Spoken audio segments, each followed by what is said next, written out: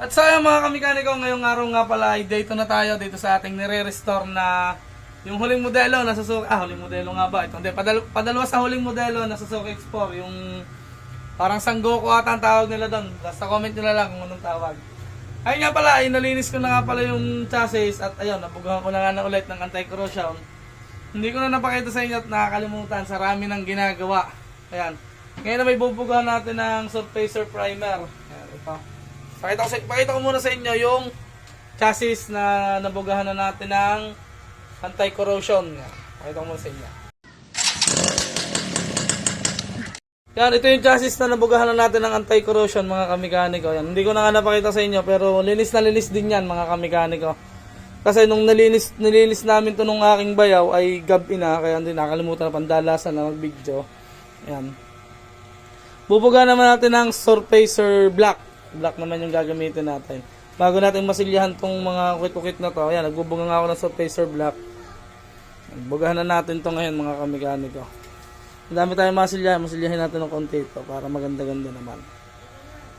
Okay na siya.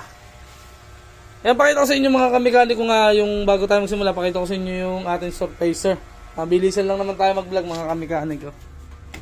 Ayan. Ito yung ating automotive primer surfacer. Black yan. Yan o. Pakunti na nga. Lahat na lang natin yan dyan. Yan. Ganyan tayo kaganda magpintura. Meron tayong anti-corrosion syempre para matagal ang buhay ng ating chassis. Yan. Bagos patungan natin ng 2 to 3 coats na yun nga, yung surfacer black. Yan. Eh paano mga kamikaniko? I-update ko na lang kayo pag napatungan natin. Basta patungan nyo lang ng mamaya ay magliliha tayo bago natin patungan ng kulay black o jet black naman bago top coat yun. Ganun lang naman. Eh paano mga kamikaniko? Di maya lang ulit ng konti at atin lang papatungan. Parang ganito. At yun mga kamikaniko, natapos na nating primeran ng black. Yan. Nakikita nyo may masilya. Nilagyan ko na rin ng masilya mga kamikaniko. Yung mga may tama. Yan. Yan o. Siyempre para medyo maganda-ganda naman kahit nasa loob siya. Kahit di naman kasi kita, kailangan may masilya. Ngayon man mga kamikaniko, bago natin patungan ng itim o ng jet black, patungan muna natin ng surfacer. Dito lang sa may mga masilya mga kamikaniko. Yan. Kasi meron na tong surfacer black. Dito na lang sa kulay patungan natin ng surfacer. Kaso wala na akong black na ubos. Ang ipatong na lang natin yung kulay gray. Yan. Tapos bago tayo mag itim, lihahin ulit natin. Yan. Patungan lang natin mga kamikaniko. Update ko na lang kayo pag magpapatong na tayo ng jet black. Mga kamikaniko, napatungan na natin ng kulay puti na primer o gray. Ayan. May niliha ko rin para pumantay lalo. Napatungan na natin ng jet black mga kamikaniko. Ito yung jet black natin. Ansal din to mga kamikaniko. Ayan. Yeah, sinpo na tayo. Ang ratio lang yan ay 1:1 mga kamikaniko. Ganito siya kalapot. Yan, apply lang natin doon sa chassis para matapos na natin yung chassis na yan. Atin ko kaya kung magta-top coat na tayo. Ito naman yung top coat natin. K92, number 1. Baka naman. Yeah, apply lang muna tayo ng jet black mga kamikaniko.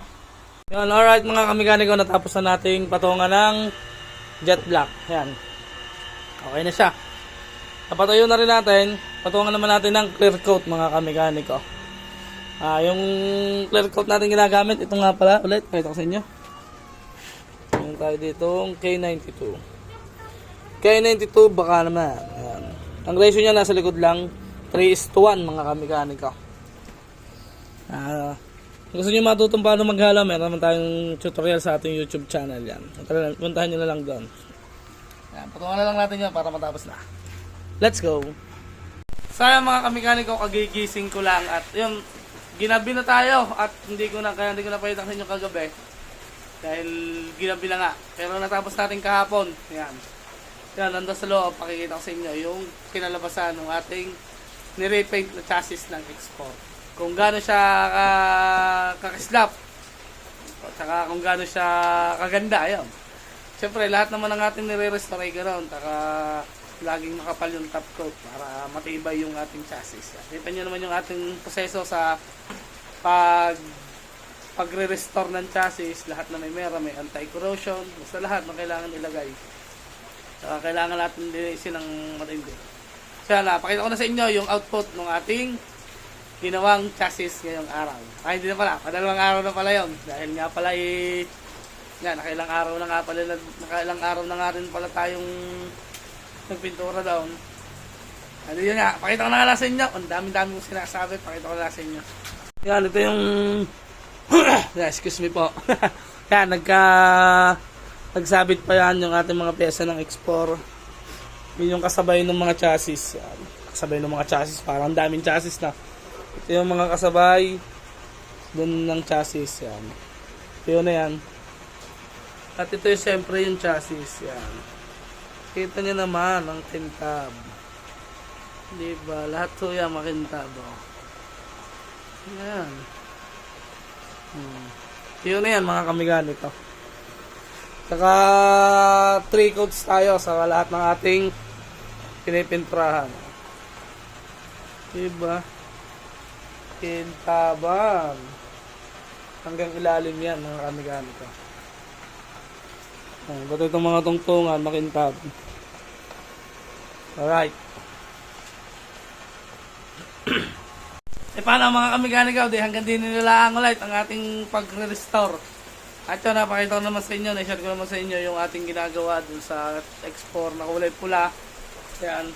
Natapos na natin yung chassis. Siguro bukas o next day ay mag-ano naman tayo, gawa naman tayo ng kanyang makina. Mga kamiganigaw. Kasi napa-stock. Talagang napa-stock sa ulanan yung makina nito. Napakadumi talaga mga kamiganigaw. Kita nyo naman nung kinalag natin doon sa unang video natin. Yan. Pwede yun. Sunod na video tayo mga kamiganiko. Abang-abangan nyo o hintayin nyo mga kamiganiko. Magbubuo naman tayo ng makina o magbabaklas tayo ng makina kung ano yung kalalabasan. Yan. Hanggang dito na lang mga kamiganiko. Peace out.